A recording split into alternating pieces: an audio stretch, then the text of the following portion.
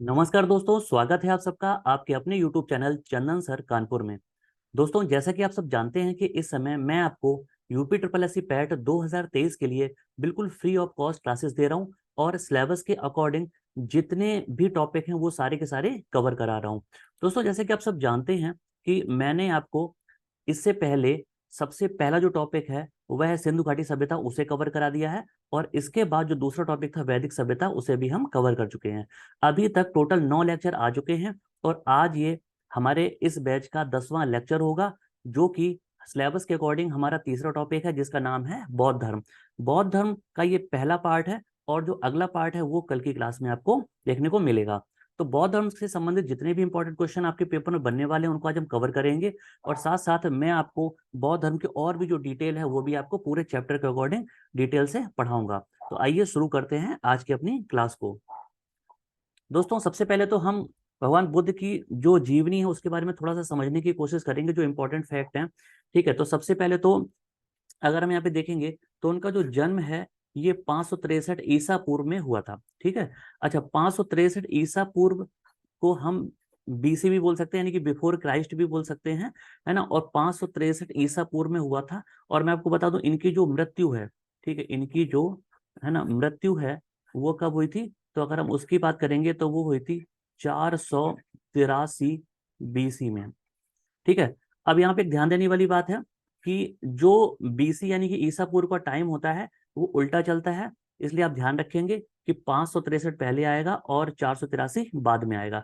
तो 563 ईसा पूर्व में इनका जन्म हुआ था, है ना। और इनकी जो मृत्यु कब हुई थी, तो 483 बीसी में हुई थी। इतना क्लियर है।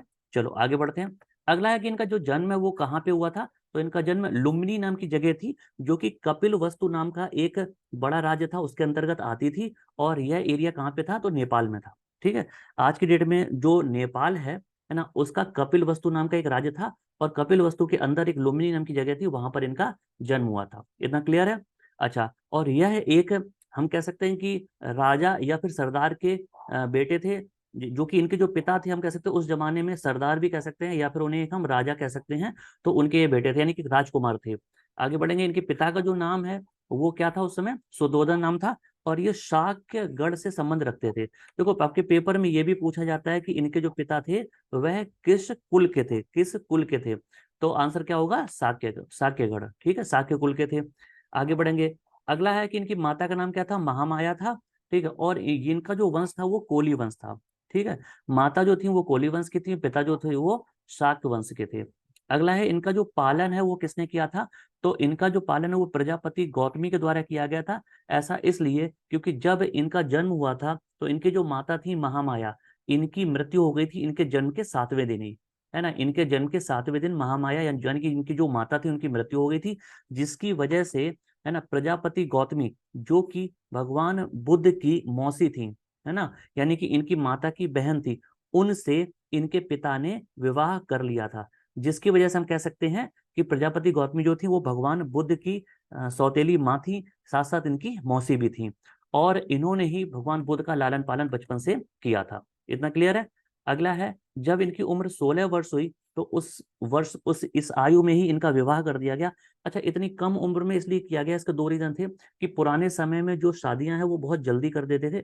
दूसरा यह था कि इनका जो मन था यह विरक्त था, है ना, यानी कि इनका जो मन है वो राजपाट में नहीं लगता था। एक सन्यासी जैसे सन्यासियों का मन होता है उस तरह से था। तो उस जमाने में इनके राज्य में जो बड़े बड़े साधु संत थे उन्होंने इनके बारे में भविष्यवाणी कर दी थी। उनके पिता को बता दिया था कि आपका जो बच्चा है ये आगे चलकर सन्यासी बन सकता है। इसलिए इनके पिता के मन में डर था और इस डर की वजह से उन्होंने इनकी शादी जल्दी कर दी थी, जिसकी वजह से इनका जो मन है वह घर परिवार में लग जाए। लेकिन ऐसा फिर भी नहीं हुआ। शादी तो इनकी हो गई, और किससे हुई, एक राजकुमारी थी, इनका नाम था यशोधरा। और इसके बाद इनका एक पुत्र भी पैदा हुआ, उसका नाम था राहुल। ठीक है। तो ये तो हो गया। लेकिन 16 वर्ष की उम्र में क्या हुआ कि इनकी शादी कर दी गई। और ये इसके बाद 29 वर्ष की उम्र तक अपने राज्य में रहे। लेकिन जब इनकी उम्र 29 वर्ष हुई उसके बाद इन्होंने क्या किया, अपने राजपाट छोड़ दिया और सन्यासी जीवन धारण कर लिया। अच्छा, अब आगे क्या है कि गौतम बुद्ध के बचपन का नाम क्या था। तो इनके बचपन का नाम सिद्धार्थ था। और वह देखा जाए तो वास्तविक नाम इनका सिद्धार्थ ही था, है ना।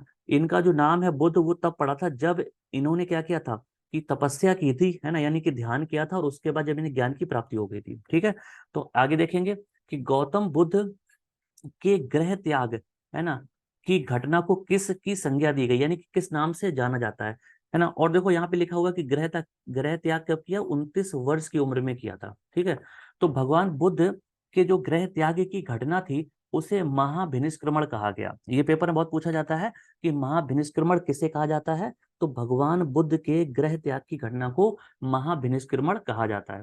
ये इतना क्लियर है। आगे बढ़ते हैं, अगला है महात्मा बुद्ध के प्रथम उपदेश, है ना, को क्या कहा जाता है, तो इनके प्रथम उपदेश को धर्म चक्र प्रवर्तन कहा जाता है। ठीक है, ये बहुत ध्यान रखेंगे। महाभिनिष्क्रमण, गृह त्याग की घटना, है ना, पहले उपदेश को धर्म चक्र प्रवर्तन कहा जाता है। ये बहुत इंपॉर्टेंट पॉइंट है, ध्यान से आप पढ़ लें, इनको याद कर लें, पेपर में आने के पूरे चांसेस रहते हैं। अगला है, जब भगवान बुद्ध ने, है ना, यानी कि गौतम बुद्ध ने शरीर त्यागा, है ना, और ये शरीर कब त्यागा था, 80 वर्ष की उम्र में। मैंने आपको पहले बताया था 563 ईसा पूर्व में जन्म हुआ और 483 ईसा पूर्व में इनकी मृत्यु हुई थी। तो 80 वर्ष की उम्र में जब इनकी मृत्यु हुई तो उस घटना को क्या कहा गया, तो उस घटना को महापरिनिर्वाण कहा गया, यानी कि इन्होंने अपनी देह को त्याग दिया, अपने शरीर को त्याग दिया, तो इसे क्या कहा गया, महापरिनिर्वाण। इतना क्लियर है। अब देखो यहाँ पे 3 फैक्ट है, पहला ये, दूसरा और तीसरा, है, ये तीनों आप याद कर लें, बहुत ज्यादा इंपॉर्टेंट है। अगला है, महात्मा बुद्ध को किस वृक्ष के नीचे ज्ञान की प्राप्त हुई थी, यानी ज्ञान की प्राप्ति हुई थी। ठीक है, महात्मा बुद्ध को किस वृक्ष के नीचे ज्ञान की प्राप्ति हुई, तो उस पेड़ का नाम क्या था, पीपल। पीपल का पेड़ आप सब जानते हैं, है ना। और वास्तव में जो जगह थी, है ना, वो कहाँ पे थी, वो थी बिहार राज्य के गया जिले से 20 किलोमीटर दूर एक जगह थी, और उस जगह पर निरंजना यानी कि फल्गु नाम की नदी बहती थी।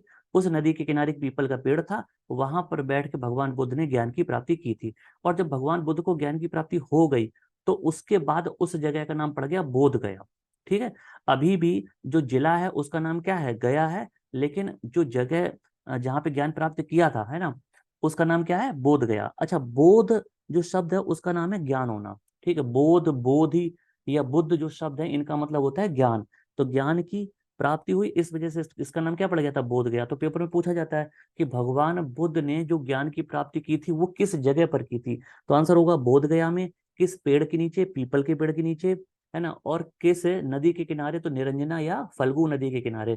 कितने वर्ष इन्होंने तपस्या की, तो आंसर होगा 6 वर्ष, क्योंकि 29 वर्ष की उम्र में इन्होंने ग्रह को त्याग दिया था और 6 वर्ष इन्होंने तपस्या की, तो 35 साल की उम्र में इन्हें ज्ञान की प्राप्ति हो गई थी। और 35 साल की उम्र में ज्ञान की प्राप्ति हो गई और इसके बाद इनकी मृत्यु हुई 80 साल में, यानी कि इतने टाइम तक इन्होंने क्या किया, ज्ञान का प्रचार प्रसार किया था।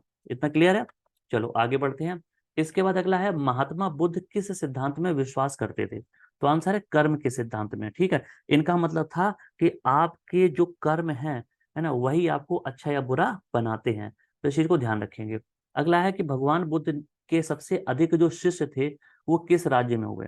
ठीक है, भगवान बुद्ध के जो शिष्य थे वो सबसे किस राज्य में हुए सबसे ज्यादा, तो इसका आंसर है कौशल राज्य में। ठीक है, और कौशल आप जानते हैं कि पुराने समय में 16 महाजनपद हुआ करते थे, उनमें से ही एक महाजनपद था जिसका नाम था कौशल, और इसकी जो राजधानी थी वो क्या थी, श्रावस्ती थी। कौशल की जो राजधानी थी वो क्या थी, श्रावस्ती। और श्रावस्ती ही वह जगह थी, है ना, जहां पर इन्होंने अपने सबसे ज्यादा उपदेश दिए थे। और ये कहाँ पे पड़ता है, तो उत्तर प्रदेश में। आज की डेट में श्रावस्ती उत्तर प्रदेश का एक जिला है, और साथ साथ श्रावस्ती उत्तर प्रदेश का वह जिला है जहां पर सबसे कम साक्षरता दर है, यानी कि सबसे कम पढ़े लिखे जो लोग हैं वो कहाँ पे है, श्रावस्ती में। तो इसको आप इस तरह से भी याद कर सकते हैं कि भगवान बुद्ध ने श्रावस्ती में, यानी कि जहां पर सबसे ज्यादा उपदेश दिए, वहीं पर सबसे ज्यादा अनपढ़ लोग रहते हैं। ये अपोजिट है थोड़ा सा, इसको याद करने के लिए आप इस तरह से याद कर सकते हैं। ठीक बच्चों, आगे बढ़े। ठीक है, अगला है, अगला जो क्वेश्चन है वो ये है कि ज्ञान प्राप्ति के पश्चात इनका नाम क्या पड़ा। तो मैंने आपको बताया था कि ज्ञान का ही दूसरा नाम है बुद्ध, है ना। तो जब उनको ज्ञान की प्राप्ति हो गई तब इनका नाम पड़ गया बुद्ध। तो इनका इससे पहले क्या नाम था, सिद्धार्थ था, है ना। और सिद्धार्थ के बाद इनका नाम पड़ गया बुद्ध या गौतम बुद्ध। गौतम जो नाम आया था वो अगर हम बात करेंगे तो इनकी जो सौतेली माँ थी प्रजापति गौतमी, है ना, उनसे कहीं ना कहीं आया था, और बुद्ध इनको ज्ञान की प्राप्ति के बाद मिला था। ठीक है, अगला है, गौतम बुद्ध के जीवन पर रचित काव्य पुस्तक लाइट ऑफ एशिया की रचना किसने की थी। देखो, लाइट ऑफ एशिया वास्तव में क्या है, पोइट्री है, पोइट्री की फॉर्म में है। ठीक है, और ये इंग्लिश में लिखी गई है ना, इसलिए इसकी जो रचना है वो एक इंग्लिश राइटर यानी कि अंग्रेजी लेखक ने ही की थी, जिनका नाम था एडविन अर्नोल्ड। ठीक है, एडविन अर्नोल्ड ने की थी। और लाइट ऑफ एशिया जो शब्द है, इसका मतलब होता है एशिया का प्रकाश पुंज, है ना, यानी कि एशिया की लाइट। एशिया क्या चीज है? एशिया कॉन्टिनेंट की बात हो रही है। ऐसा क्यों कहा गया? देखो, एडविन अर्नोल्ड ने बुक लिखी, उसका नाम रखा क्या? लाइट ऑफ एशिया, है ना। और लाइट ऑफ एशिया किसे कहा गया? भगवान बुद्ध को कहा गया। ऐसा इसलिए कहा गया तो जब इनको ज्ञान की प्राप्ति हुई तो इन्होंने सिर्फ भारत में ही नहीं बल्कि एशिया के कई देशों में, है ना, अपने ज्ञान का प्रचार प्रसार किया। और अगर आप देखेंगे तो साउथ ईस्ट एशिया में मुख्य रूप से बहुत सारे जो बौद्ध लोग हैं वो पाए जाते हैं अलग अलग देशों में। इतना क्लियर है? ठीक है, आगे बढ़ते हैं। अगला है महात्मा बुद्ध का पहला अनुगत कौन बना जो बाद में उनका विरोधी बन गया था? ठीक है, एक व्यक्ति था, है, जो पहले इनका क्या था? फॉलोवर था, इनके सिद्धांतों को मानता था, लेकिन बाद में उनका विरोधी बन गया। तो उसका नाम क्या था? तो उसका नाम था देवदत्त, और जो कि इनका कौन था? चचेरा भाई ही था। ठीक है, चचेरा भाई था, और यही इनका बाद में विरोधी बन गया था। अगला है महात्मा बुद्ध की मृत्यु कब और कहां पर हुई? तो मैंने आपको ये पहले भी बताया कि महात्मा बुद्ध की मृत्यु 483 ईसा पूर्व में हुई थी। और कहां पर? तो कुशीनगर में हुई थी। और कुशीनगर अगर बात करेंगे तो उत्तर प्रदेश का एक जिला है, जो कि पहले देवरिया के अंतर्गत आता था, और यह पूर्वांचल क्षेत्र में पड़ता है।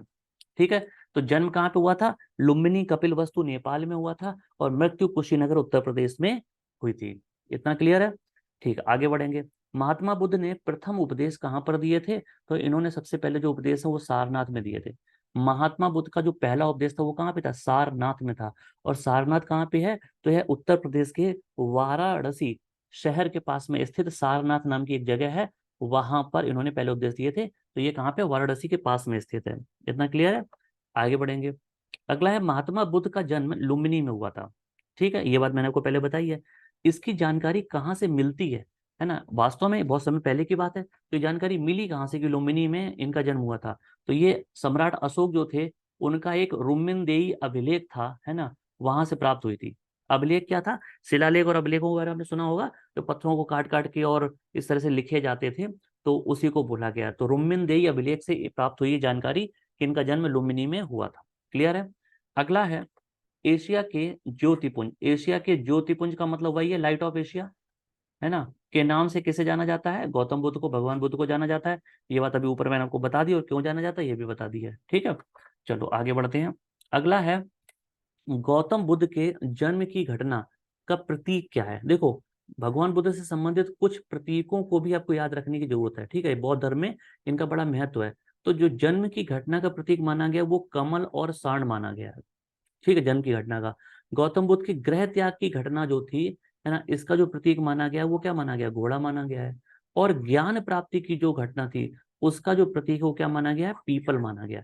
अच्छा, ये तो आपको आराम से याद हो जाएगा, क्योंकि ज्ञान प्राप्ति की कहाँ पे थी? पीपल के पेड़ के नीचे, इसलिए पीपल हो जाएगा। इतना ध्यान रखेंगे, और बाकी ये दोनों आप याद कर लेना। ठीक है भाई। और पीपल का जो पेड़ था जिसके नीचे ज्ञान की प्राप्ति की थी, इसे ही बोधि वृक्ष भी कहा गया है, क्योंकि बोधि मीन्स होता है ज्ञान, और जिस पेड़ के नीचे ज्ञान प्राप्त किया था उसे बोधि वृक्ष कहा गया था। वास्तव में ये पीपल का पेड़ था। क्लियर है? चलो आगे बढ़ते हैं। अगला है गौतम बुद्ध के महापरिनिर्वाण की घटना का प्रतीक क्या है? ठीक है ना, महापरिनिर्वाण क्या होता है? अपनी देह को, शरीर को त्याग देना, यानी कि मृत्यु। तो उसका प्रतीक क्या है? वो है स्तूप। अब स्तूप क्या होते हैं? देखो, भगवान बुद्ध जब जब भगवान बुद्ध की मृत्यु हो गई, यानी कि उन्होंने अपना शरीर को त्याग दिया, उसके बाद ऐसा माना जाता है कि भगवान बुद्ध के शरीर के जो अवशेष थे, ठीक है, जो अवशेष थे, उन्हें पूरे भारत में, है ना, हम कह सकते हैं 8 जगह पर, है ना, क्या किया गया? स्थापित किया गया। अब हुआ क्या कि भगवान बुद्ध के जो अवशेष थे उनके ऊपर एक गुंबद नुमा आकृति बनाई गई, और इसे ही स्तूप कहा गया। तो बौद्ध धर्म में जो स्तूप होते हैं इनका बहुत ज्यादा महत्व माना जाता है। ठीक है, और ऐसा माना जाता है कि भगवान बुद्ध से संबंधित जो चीजें हैं उन्हें नीचे रखकर उसके ऊपर एक गुंबद नुमा आकृति बनाई जाती है, इसे स्तूप कहा जाता है। इसका बहुत ज्यादा महत्व भी है। ठीक है ना। तो महापरिनिर्वाण की जो घटना थी उसका प्रतीक क्या था? स्तूप था। ठीक है, आगे बढ़ते हैं। अगला है, इसके बाद यहाँ पे देखेंगे महात्मा बुद्ध के प्रथम गुरु कौन थे, है ना। तो उनका नाम क्या था? अलार कलाम। ठीक है, महात्मा बुद्ध जब घर से निकले थे, उन्होंने अपना राज्य त्याग दिया था, उसके बाद जब वो बाहर निकले तो उनको कलाम नाम के व्यक्ति मिले, और इन्हें ही उन्होंने अपना पहला गुरु बनाया था। और ये सांख्य दर्शन के क्या थे? विशेषज्ञ थे। दर्शन शास्त्र के बारे में मैंने आपको पिछली क्लास में बताया था, 6 प्रकार के दर्शन शास्त्र हैं। और ये किसने लिखे हैं, तो ये भी मैंने आपको बताया था पिछली क्लासेस, आप देख लेना। ठीक है बच्चों, आगे बढ़ेंगे। महात्मा बुद्ध के दूसरे गुरु का नाम क्या था, तो इनका नाम था रुद्रक, और अगर हम पूरे नाम की बात करेंगे तो इनका नाम था रुद्रक रामपुत्र। ठीक है, रुद्रक रामपुत्र, ये इनके दूसरे गुरु थे। आगे बढ़ेंगे, अगला है, महात्मा बुद्ध ने किसके कहने पर वैशाली में स्त्रियों को बौद्ध संघ में भिक्षुड़ी के रूप में प्रवेश की अनुमति प्रदान की थी। ठीक है, इस क्वेश्चन को पूरा समझेंगे ढंग से। पहले तो आंसर देखते हैं, अपने प्रिय शिष्य आनंद के कहने पर। आनंद के कहने पर शामिल किया था कैसे, महिलाओं को। अब इसको थोड़ा समझेंगे। देखो यहाँ पे क्या कहा जा रहा है कि आनंद ने कहा था भगवान बुद्ध से कि स्त्रियों को, है ना, वैशाली में कहा था कि स्त्रियों को कहाँ बौद्ध संघ में शामिल कर लिया जाए भिक्षुड़ी के रूप में। इसका क्या मतलब हुआ, बौद्ध धर्म में 2 प्रकार के लोग होते हैं। ठीक है, बौद्ध धर्म में 2 प्रकार के लोग होते हैं, एक होते हैं भिक्षुक और दूसरे होते हैं गृहस्थ। ठीक है, ध्यान रखेंगे, एक होते हैं भिक्षुक और एक होते हैं गृहस्थ। देखो भिक्षुक जो होते हैं वो वास्तव में क्या होते हैं, सन्यासी होते हैं। जैसे अगर हम सनातन धर्म या हिंदू धर्म की बात करेंगे तो उसमें जो साधु संत होते हैं, है ना, वो क्या करते हैं, वो सन्यासी जीवन धारण कर लेते हैं, यानी कि भिक्षा मांग के उन्हें जो कुछ मिल जाता है खाने को, बस उसी में खा के अपना जीवन व्यतीत करते हैं। तो ऐसे ही बौद्ध धर्म में एक तो कैटेगरी है किसकी, भिक्षुओं की, है ना। बौद्ध भिक्षु बोले जाते हैं, आपने देखा होगा मैरून कलर की या येलो कलर के जो कपड़े वो पहनते हैं और बाल पूरे सिर घोटा हुआ होता है। ठीक है, और दूसरे जो लोग हैं वो कौन है, गृहस्थ हैं। अब गृहस्थ वो होते हैं जो परिवार के साथ रहते हैं। ठीक है, पारिवारिक जो जिम्मेदारियां उन्हें उठाते हैं, साथ साथ बौद्ध धर्म को भी मानते हैं। ठीक है, तो गृहस्थ और भिक्षुक, ये 2 प्रकार के लोग पाए जाते हैं। अब भिक्षुक जो होता है वो क्या होता है, पूरी तरह से सन्यासी होता है। अच्छा, पुराने जमाने में जो महिलाएं होती थी वो सन्यासी जीवन धारण नहीं करती थी। ठीक है, लेकिन जब बौद्ध धर्म की शुरुआत हो गई, है ना, तो जो इनके शिष्य थे आनंद, उन्होंने पहली बार किसी महिला के लिए कहा कि इन्हें बौद्ध संघ में शामिल कर लिया जाए। अब बौद्ध संघ क्या था, बौद्ध संघ का मतलब बौद्ध समुदाय, भगवान बुद्ध के विचारों को मानने वाले लोग हैं जो कि सन्यासी जीवन धारण करते थे। तो उसमें कहा गया कि उन जैसे समुदाय बन जाते हैं ना, टोली बन जाती, ग्रुप बन जाते हैं, तो उसमें कहा गया कि महिला को भी अनुमति प्रदान की जाए। ठीक है ना, और कैसे, भिक्षुड़ी के रूप में। गृहस्थ के रूप में तो बहुत सारे लोग मानते थे, लेकिन भिक्षुड़ी का मतलब है कि सन्यासी बन जाएंगे। तो ऐसी अनुमति प्रदान की भगवान बुद्ध ने, और किसके कहने पर, आनंद के कहने पर। ठीक है, अगला है कि बौद्ध धर्म या बौद्ध संघ में सर्व सबसे पहले शामिल होने वाली स्त्री कौन थी, जो भी क्वेश्चन बताया उसी का है आगे आंसर। तो प्रजापति गौतमी, और ये कौन थी, इनकी सौतेली माँ और साथ साथ इनकी मौसी भी, यही थी, यही सबसे पहले बौद्ध संघ में शामिल हुई थी। क्लियर है। अगला है, गौतम बुद्ध की मृत्यु के बाद उनकी शिक्षाओं को संकलित करके कितने भागों में बांटा गया। ठीक है, भगवान बुद्ध की जब मृत्यु हो गई, है ना, तो उन्होंने जो कुछ भी अपने जीवन में चीजें बताई, जितनी भी अच्छी बातें बताई, उन्हें 3 भागों में बांटा गया, जिन्हें त्रिपिटक कहा गया। और इनके नाम है विनय पिटक, सुत्त पिटक और अभिधम्म पिटक। समझ में आया, है ना। भगवान बुद्ध की जितनी भी शिक्षाएं थी उन्हें 3 भागों में बांटा गया। आगे बढ़ेंगे, अब इनका किनसे संबंध संबंध है तो देखेंगे, विनय पिटक जो है ना, ये किस सिद्धांत पर आधारित है, तो संघ संबंधी नियम। संघ क्या होता है, बौद्ध धर्म का, बौद्ध समुदाय की बात करेंगे, यानी कि वे लोग जो बौद्ध धर्म में भिक्षु होते हैं वो अपने ग्रुप बना लेते हैं, और जो भगवान बुद्ध के आदर्श हैं या भगवान बुद्ध के जो विचार हैं उनको ही आगे बढ़ाते हैं, है ना, शिक्षा का प्रचार प्रसार करते हैं। अच्छा, इसके बाद सुत्त पिटक है, इसका संबंध है धार्मिक सिद्धांत से, जितनी भी धार्मिक चीजें वो इसमें बताई गई हैं। और अभिधम्म पिटक में क्या बताया गया, दार्शनिक सिद्धांत बताए गए हैं, है ना, दार्शनिक सिद्धांत बताए गए हैं, यानी कि जीवन में आगे की सोच रखना, आगे के बारे में विचार करना। ठीक है, अगला है, महात्मा बुद्ध किसके शासनकाल में कौशाम्बी आए थे, ये ध्यान रखेंगे। ठीक है, तो कौशाम्बी कहाँ पे है, ये भी उत्तर प्रदेश में है, प्रयागराज के पास में स्थित है। तो वत्सराज, है ना, उदयन, यानी कि उदयन जो राजा थे उनके शासनकाल में ही कौशाम्बी आए थे, और इन्होंने यहाँ पे प्रचार प्रसार किया था। सबको समझ में आया। ठीक है, आगे बढ़ते हैं। अब जितने क्वेश्चन मैंने आपको आज कवर कराए हैं, ठीक है, ये पार्ट 1 था, इससे बचे हुए जो क्वेश्चन है वो मैं सेकंड पार्ट में कवर करूंगा। अब दोस्तों बात ये है कि जो आपने अभी आज पढ़ा है, पहली बात तो इनके नोट्स आप बना सकते हैं।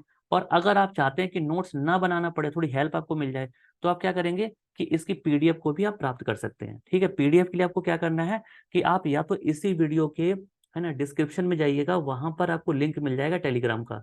ठीक है, तो उसको ज्वाइन कर लीजिएगा क्लिक करके। ठीक है, और अगर ऐसे नहीं कर पा रहे हैं तो आप टेलीग्राम पर जाकर क्या करेंगे, चंदन सर, ठीक है, चंदन सर कानपुर के नाम से आप सर्च कीजिएगा। ठीक है, कहाँ पे, टेलीग्राम में। तो वहां पे जो आपको टेलीग्राम चैनल मिल जाएगा, और उसका दूसरे आप ज्वाइन कर लीजिएगा। तो वहां पे आपको सारी की सारी जो पीडीएफ है वो मिलती रहेंगी। ठीक है, अगर आपको ये क्लास अच्छी लगी है तो इसको लाइक करें, शेयर करें, कमेंट करें, अभी तक सब्सक्राइब अगर ना किया तो सब्सक्राइब भी कर लें चैनल को, बेल आइकन जरूर प्रेस कर लें, जिससे क्या है कि अगर कोई भी नई क्लास आएगी तो उसका नोटिफिकेशन भी आपको मिल जाएगा। इतना क्लियर है? अच्छा, और अगर आपने सब्सक्राइब ना किया तो आप भी कर लें, साथ साथ अपने दोस्तों को भी शेयर कर दें, जिससे वो भी चैनल को सब्सक्राइब कर पाए और फ्री ऑफ कॉस्ट पूरे के पूरे पैट के सिलेबस को आप यहाँ पे पढ़ सकते हैं। और जल्दी ही मैं पैट के सिलेबस में ही जो स्टैटिक जीके का पोर्शन है वो भी शुरू करने वाला हूँ, जिससे साथ साथ आपका स्टैटिक जीके भी स्ट्रांग होता जाए, और ट्रिक के माध्यम से मैं आपको बताऊंगा जिसकी वजह से आपको दिक्कत नहीं होगी। इतना क्लियर है?